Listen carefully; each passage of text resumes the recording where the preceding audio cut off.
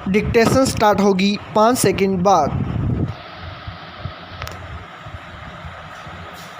Yes, धार्मिक अंधविश्वास और कट्टरपन हमारी प्रगति में बहुत बड़े बाधक हैं। वे हमारे रास्ते के रोड़े साबित हुए हैं और उनसे हमें हर हाल में छुटकारा पा लेना चाहिए। जो चीज़ आज़ाद विचारों को बर्दाश्त नहीं कर सकती उसे समाप्त हो जाना चाहिए। इसी प्रकार की और भी बहुत सी कमजोरियां हैं जिन पर हमें विजय पानी है। इस काम के लिए सभी समुदायों के क्रांतिकारी उत्साह वाले नौजवानों की आवश्यकता है।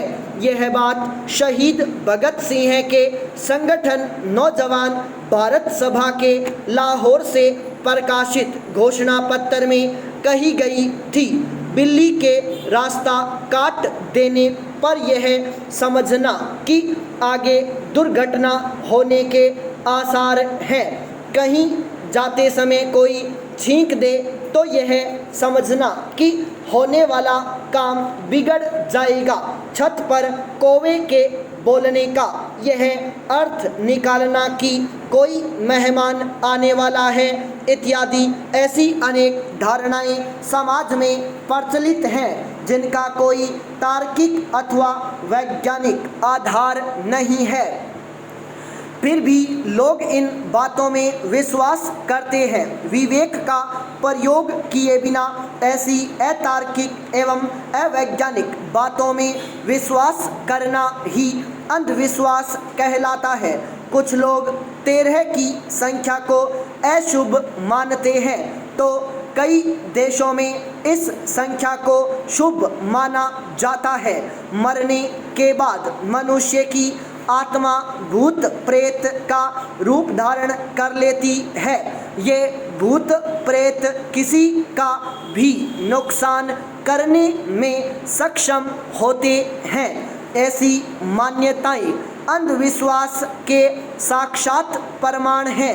भारत में लोगों की नज़र से बच्चों को बचाने के लिए उन्हें काला टीका लगाया जाता है। गांव के अधिकतर लोग कहीं जाने से पहले मुहूर्त निकलवाते हैं। यदि उन्हें सही मुहूर्त मिला तो ही वे अपनी यात्रा पर आगे बढ़ते हैं, अन्यथा उसे स्थगित कर देते हैं।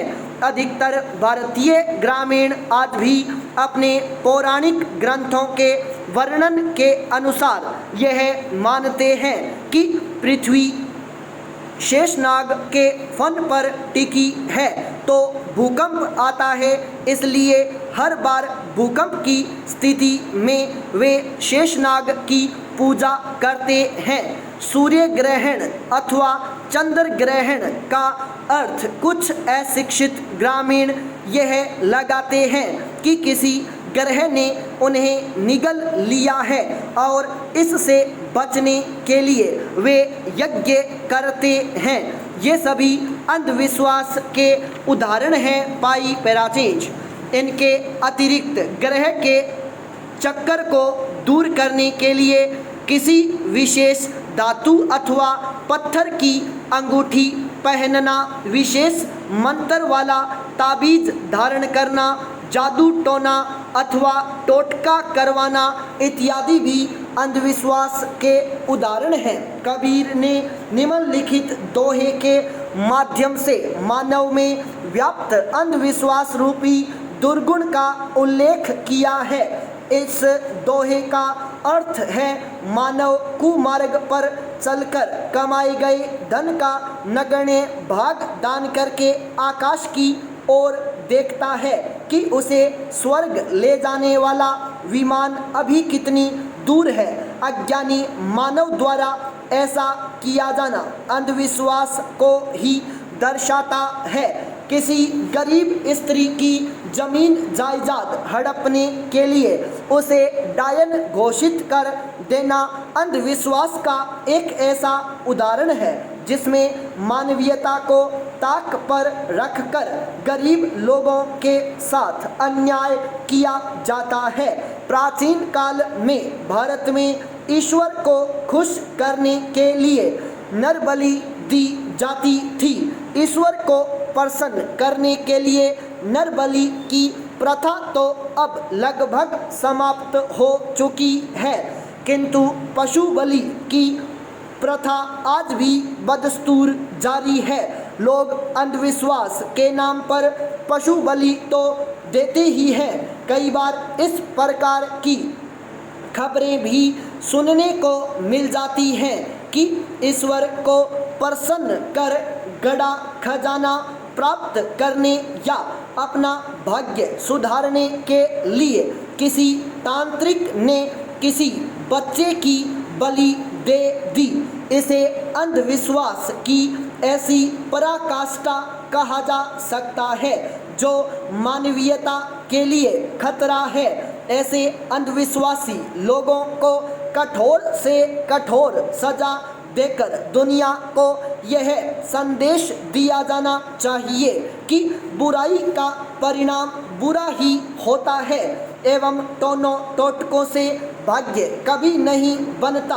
अरुण कमल ने पृथ्वी किस लिए घूमती रही शीर्षक से लिखी गई अपनी कविता में सूर्य की पूजा से जुड़े अंधविश्वासों की प्रस्तुति बड़े ही तार्किक ढंग से की है। आदि मानव प्रकृति के प्रकोपों से डरकर पेड़, जल, धरती, आकाश, हवा, पहाड़ इत्यादि लगभग सभी प्रकार की प्राकृतिक वस्तुओं को देवताओं के रूप में पूजता था। वर्षा, सूर्य ग्रहण, चंद्र ग्रहण, भूकंप, वर्षा के दौरान बिजली चमकना इत्यादि प्राकृतिक घटनाओं से उसका डरना स्वाभाविक था।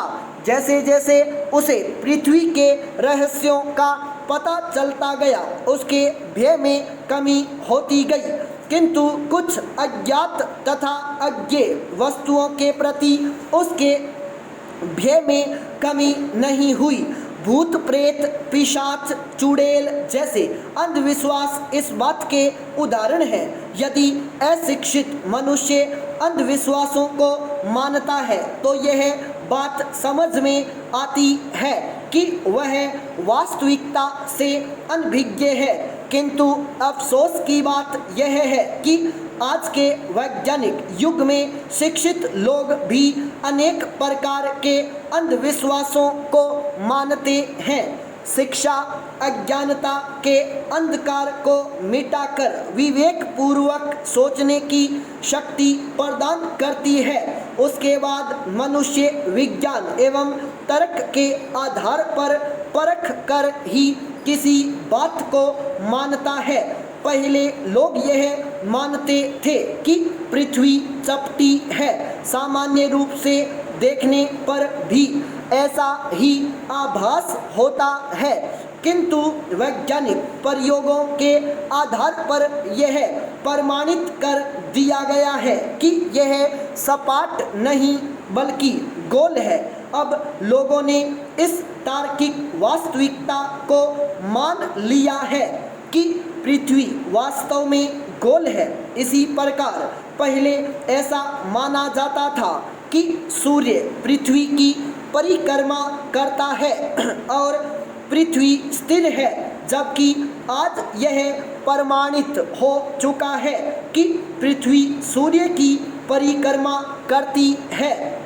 सूर्य पृथ्वी की परिक्रमा नहीं करता, किंतु आज से 400 वर्ष पूर्व इटली के दार्शनिक व वैज्ञानिक ब्रूनो को यही कहने पर कि पृथ्वी सूर्य का चक्कर लगाती है अंधविश्वासी लोगों ने जिंदा जला दिया था।